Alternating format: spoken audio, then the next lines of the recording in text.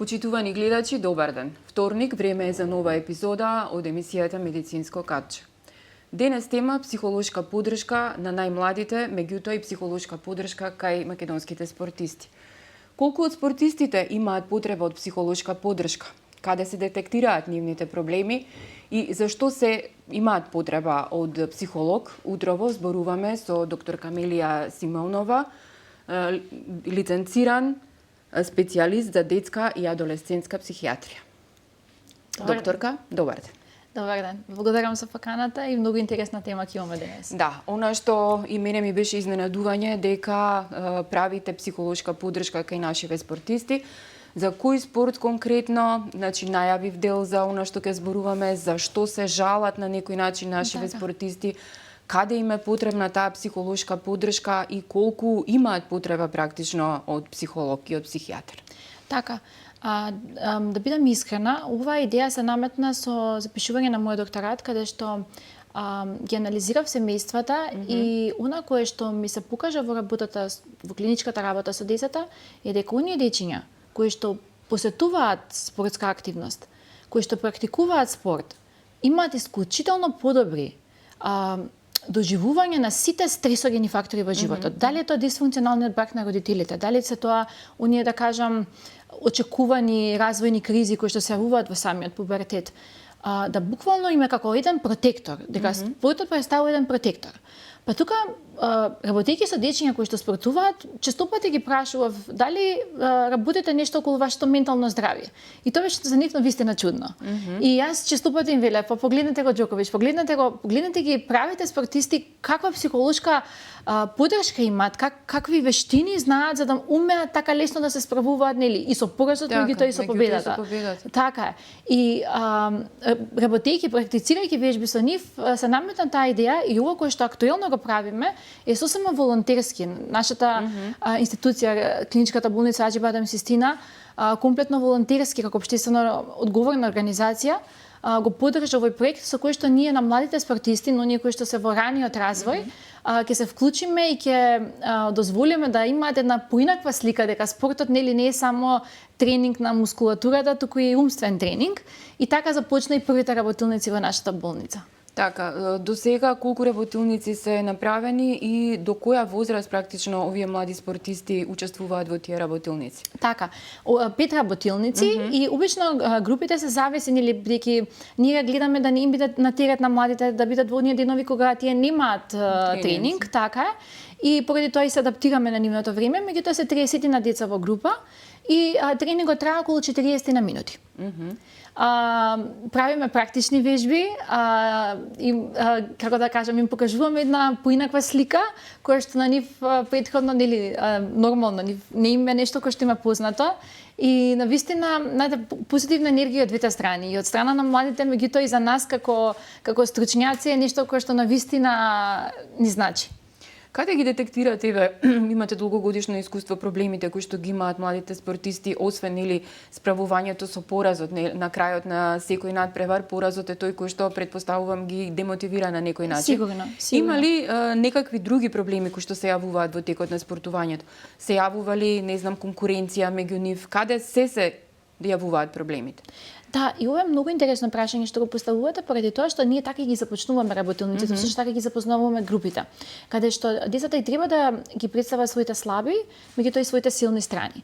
И оние страни кои што, да речам, се оние кои што им прават потешкотија, кај најголем број дечињата го слушаме моментот дека тие многу брзо се лутат. Од него тоа го кажуваат нели симпатично на детски јазик, меѓутоа оној момент на учење, на толерирање на фрустрации има послаб. И всушност лутината на некој начин ги онеспособува да го продолжат надпреварот, поради тоа што они се фокусирани на поразот, на моменталниот пораз, а не на оној исход кој што треба да биде на крајот од утакмицата. И всушност ние суптилно со едни вежби кои што се многу практични, им покажуваме што значи ако ситуацијата ја надминеме и се фокусираме на она кое што следи, односно бидеме присутни во сегашниот миг сега и тука, а не се фокусираме на оној промашен гол кој што сме го имале претходно. И ама тоа е се на суптилен начин и навистина и самите на крајот на вежбата велат дава право сте докторка, навистина многу подобро е кога се однесуваме вака. И нормално кога тоа редовно се повторува кај младите, они тоа го усвојуваат. И тоа ќе им помогне за себе, бидејќи знаете како, спортот јас исклучително многу го почитувам, бидејќи сметам дека спортот е, како да кажам, природен антидепресив. Така. Повеќе проблеми се јавуваат кај индивидуалните спортови или кај тимски? И што се детектирате, да кажам, кај фудбал, ракомет? Дали се проблемите исти кај сите спортови? Знаете, тимските вештини нудат многу интересни способности, од типот дека например правиме весереки, чисто ќе ви сводалам пример. Така малку пластично да им објасним. Пластично за да ни видат нели. Например им правиме на младите вежби, им велеме сега ќе станеме сите. Нема да броиме, меѓутоа треба да станеме сите. Во моментот кога ќе станам јас, станувате по мене. Ако некој седне, стануваме по него. И без да имаме право да зборуваме меѓу нас. И знаете, на почетокот они прво се шалат. Еден станува, друг не станува. И ние ги потсетуваме на правилата. Правилата беа да ги почитуваме оној кој што ќе стане, треба да станеме сите. И почнуваме да стануваме. Се додека не бидеме синхрони. Ја правиме вежбата еднаш, ја правиме два пати, ја правиме три пати, ја правиме пет пати. И полека они меѓу нив почнуваат да бидат се побрзи, повешти во станувањето. Се до моментот кога буквално како да имаме некој кој што диригира што ќе се случува, стануваме и велиме сега сме најдобри. И ги прашуваме што мислите, што е Реметеш играва? Што направи да едноставно ни треба толку многу пати да повториме и ќе кажат па добро ни почитувавме, не станавме кога требаше. Се зборувавме меѓу нас. Многу од дечињата велат да, знаете, кога ги почитувавме правилата, кога ја следевме групата, свативме дека секој еден од нас е важен. И тимскиот спорт секогаш размислува на групен успех. За разлика од индивидуалниот спорт кој што многу повеќе нели личноста е фокусирана на сопствените снаги, така, него на тимот. И спортистите кои што нели имаат тим, многу повеќе се наклонети да не само да го задоволат нели сопственото, меѓутоа да задоволат и она, да речам, поголема, поширока група. Зборувам, ве прашав фудбал, ракомет, каде има најмногу проблеми? Ние стартувавме со фудбалерите. Так. Следно ќе бидат ракометарите. И морам да кажам дека сум многу задоволна од стартот и имаме супер фидбек од дечињата и она кое што пак ќе кажам што го забележувам, нели, бидејќи тие се група, е колку умеат да се емпатични со секој еден од нив. Да буквално и знаете како, и сите велат дека нели ако е група значи дека се повторуваат. Не, ние кога ги прашуваме кои се вашите слаби страни, вашите силни страни, тие не се повторуваат. Уникатни се. Така да не е она стигма што има нели дека групниот спорт значи дека децата се копираат, се претопуваат, не е така. Има ли почитување меѓу нив на авторитети? Да. И исклучително бидејќи тука се нивните тренери, да буквално тренерот кога ќе каже нешто, тоа е тишина. Тоа е страшно каква дисциплина. И заради тоа велам, школскиот систем нас не е многу насочен кон учењето и неспорно дека учењето е исклучително важна карика. Меѓутоа спортот дава една дисциплина. И мораме да бидеме повеќе свесни дека не мора нашето дете утре ден да биде фудбалер и ние можеби не секој дете го има тој потенцијал. Меѓутоа кога припаѓа на групен спорт, кога почитува дисциплина, кога почитува правила, кога почитува хиерархија, веројатноста дека ќе има подобри и когнитивни вештини е огромна. Ме интересира лично дали кога зборувате со нив ви велат дека се гледаат како конкуренција меѓу себе, каков е тука вашиот пристап или сепак станува збор за работилници кои што се фокусирани на целата група? Работилниците, тоа не е суштината, да бидат фокусирани на целата група.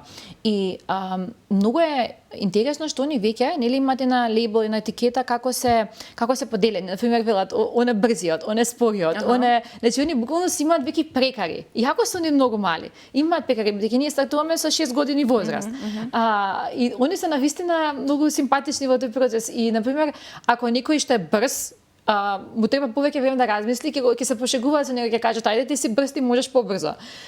И они буквално не се компетитивни, него едноставно, како да кажам, они знаат дека целта е една, да победат. Так. И покажуваат, го почитуваат тој дел. Так.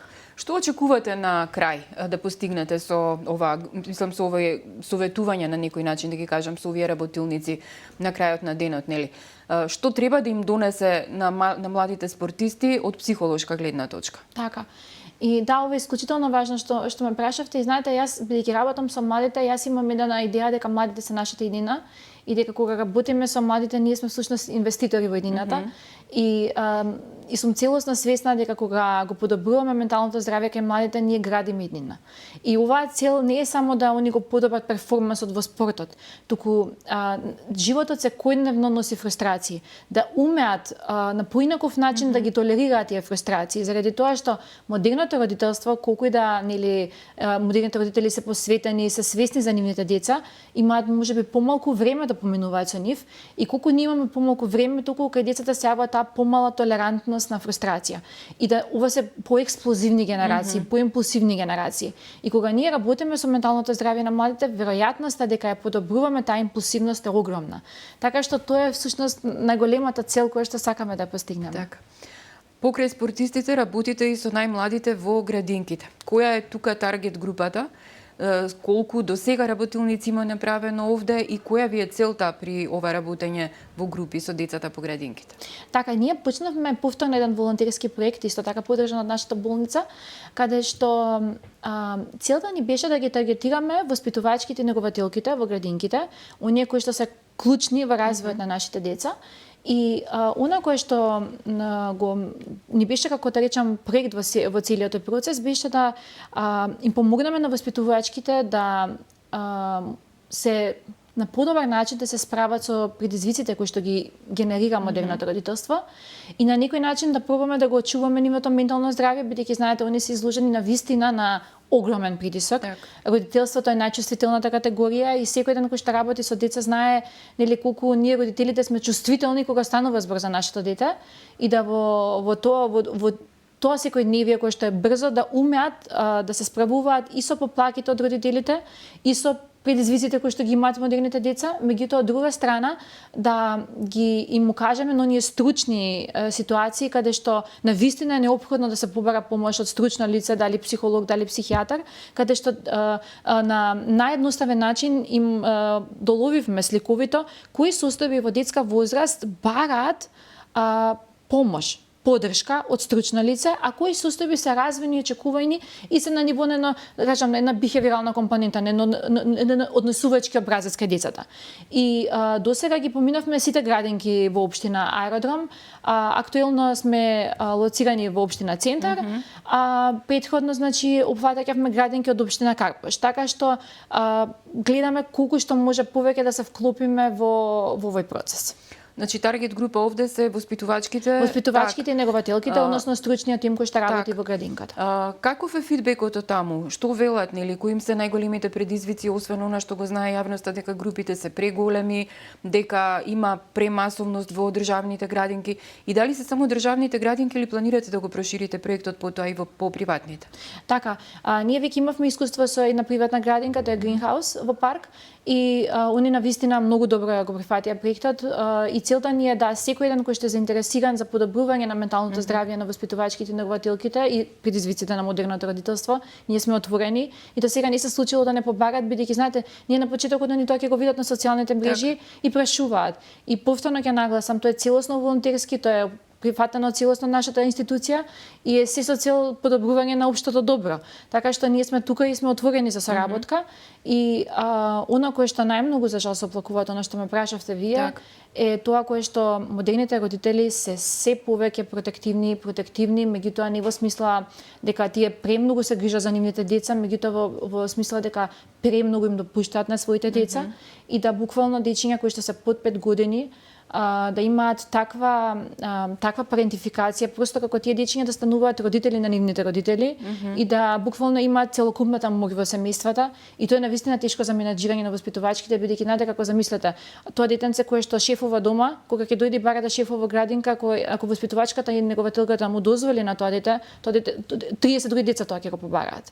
И навистина воспитувачките и негователките се пред сериозен предизвик и знаете некогаш и има и секогаш уствари, не некогаш, има секогаш објаснување за причините кои се за вакво однесување. Родителството е се на подоцна возраст, се потешко се добиваа деца и кога ќе се добијат деца, начинот на сакање на децата е, како да кажам, фаталистички и најмала соза на детето буди сериозна реакција кај родителите, а всушност созите не се ништо страшно освен јазик на кој што детето сака да каже дека нешто не му се допаѓа, меѓутоа не се травматски колку што замислуваат родителите дека се. Така. Проблемите понатаму дали се решаваат или остануваат на ова ниво? Еве велите дека негователките имаат проблеми, меѓутоа и воспитачките. Што им препорачувате понатаму? Дали советување со психолог, психијатар, бидејќи дел од градинките имаат, меѓутоа дел немаат психолог во своји рамки? И дали родителите знаат за овој проект, како го прифаќаат? Така, па тој всушност е најголемиот предизвик, а тоа е прифаќањето од страна на родителите. И затоа често пати во тој процес им велам на воспитувачките, кога чувствувате дека нешто одстапува, кога се консултирале со нас од стручната служба дека нешто одстапува. По цена и да родителите го осетат тоа, вие сте должни да тоа го споделите. Ако родителите не го прифаќаат, тоа веќе не е нешто на кое што вие имате мога да го промените. Меѓутоа како стручни лица, бидејќи знаете, они се навистина стручни, они се постојано со нашите деца и они малта не ги гледаат нашите деца повеќе од ние родителите. Така што мора да ги уважиме сите оние кои што се во најкруцијалниот период на развој, бидејќи знаете, до 5-та година 80 до 90% од мозокот е веќе развиен. Карактерот се формира и да буквално ние имаме најголем влог, значи најмногу треба да сме посветени во овој период од развојот на децата. Натака финеси се во прашање. Не дека натака не треба да бидеме родители, меѓутоа најкруцијалните правила се воспоставуваат во базичниот период. Така. Доктор Симеонова, за крај на интервјуто една препорака до родителите. Еве работите со млади спортисти, меѓутоа и со мали дечиња од градинка кои што не се спортисти. Што би им препорачале на родителите? Да го прифатат детето онакво какво што е или доколку има потреба секако да побараат и стручна помош? Така е, да сопствените предизвици, сопствените неуспеси да не ги едноставно стават на раменици на своите деца, бидејќи знаете како, можеби нашите во живот пропусти не значи дека му недостасуваат на нашето дете, бидејќи тоа е нешто кое што многу често се случува во модерниот период. Не значи добро родителство ако ние постојано го разнесуваме детето на повеќе места, сакајќи да му понудиме не знам какво знаење. Децата треба да бидат деца, децата треба да учат секако, меѓутоа она кое што смееме и мораме да го чуваме кај нашите деца, тоа е автентичноста. Меѓутоа секако, ако постои било каков процес кој што го нарушува функционирањето на нашето дете, ние сме должни да побараме стручна помош. Во спротивно пропуштаме многу. Така. Доктор Симеонова, ви благодарам за гостувањето во Слободен печат. Вие, почитувани гледачи, останете со нашата програма, следете го нашето веб издание и секако очекувајте го издавањето на нашиот весник. Ви благодарам за вниманието.